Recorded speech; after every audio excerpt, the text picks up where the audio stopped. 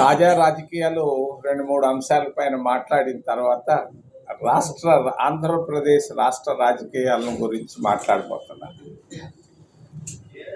ముఖ్యంగా నిన్న అయోధ్య రాజకీయ ప్రయోజనాల కొరకు వాడుకోవడం అంత సబబుగా లేదు.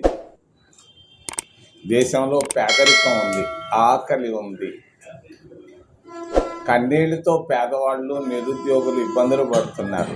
ధరలు విపరీతంగా పెరిగిపోయి ఆదాయం లేకుండా కష్టాల్లో నష్టాల్లో ఇబ్బందులు పడుతున్నాను. పేద ప్రజల్లో ఆంధ్రప్రదేశ్ రాష్ట్రంలో పరివర్తన కనిపిస్తూ ఉంది. పరివర్తన ఎందుకు? వాళ్ళు వాపోతున్నారు. మా ప్రభుత్వాన్ని పోగొట్టుకున్నాం, మా కాళ్ళు మేము నరుక్కున్నాం, నష్టపోయాం. 2 సార్లు కాంగ్రెస్ పార్టీని ఓడగొట్టాం. ఈరోజు మా మా మా జీవితాలలో నష్టపోయామని చాలా వాపోతున్నారు పేదవాళ్ళు.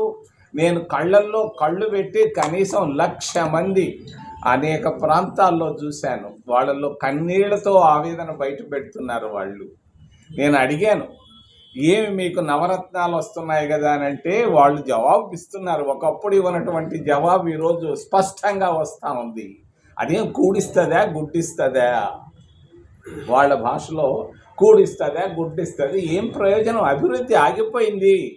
నేను అడిగాను వాళ్ళని, ఏం అభివృద్ధి మీరు కోరుకుంటున్నారు అని అడిగాను. పేదవాళ్ళని, ముఖ్యంగా నిరుపేదలను, ఎస్సీలను, ఎస్టీలను. వాళ్ళు చెప్పుకొచ్చారు, మేము ఇళ్ళు కోరుకుంటున్నాం. ఒక్క ఇళ్ళు కట్టివ్వలేదు ఈ 10 సంవత్సరాల్లో ఈ 2 ప్రభుత్వాలు, ప్రాంతీయ పార్టీలు. మరి ఇంకేం కోరుకుంటున్నారు? మా బిడ్డలకు ఉద్యోగాలు ఏం రాలేదా? ఒక్కరికి రాలేదు. నేను చెప్తున్నాను, ఎలా ఉందంటే ఎస్సీలు ఎస్టీల పరిస్థితి బీటెక్ పాస్ అయ్యి బ్రాండీ షాపుల్లో పనిచేస్తున్నారు. ఇది నిరుద్యోగ సమస్యకు నిదర్శనం. సంవత్సరానికి 2 కోట్ల మంది నిరుద్యోగులకు ఉద్యోగాలు ఇస్తానన్నాడు. కనీసం అందులో 5% కూడా చేయలేకపోయాడు. మరి మోడీ చెప్పాడు, ప్రతి కుటుంబానికి 15 లక్షలు నల్లధనాన్ని తీసి బ్యాంకులో జమేస్తానన్నాడు.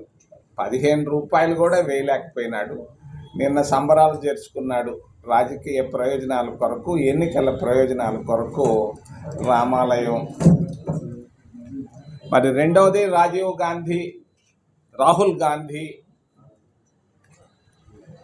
నిన్న ఆయన పాదయాత్ర దేశంలో న్యాయం కొరకు, పేదవాళ్ళ కొరకు ఆయన పాదయాత్ర చేస్తుంటే దాన్ని అడ్డుకోవడం అస్సాంలో అది మంచిది కాదు ప్రజాస్వామ్యానికి.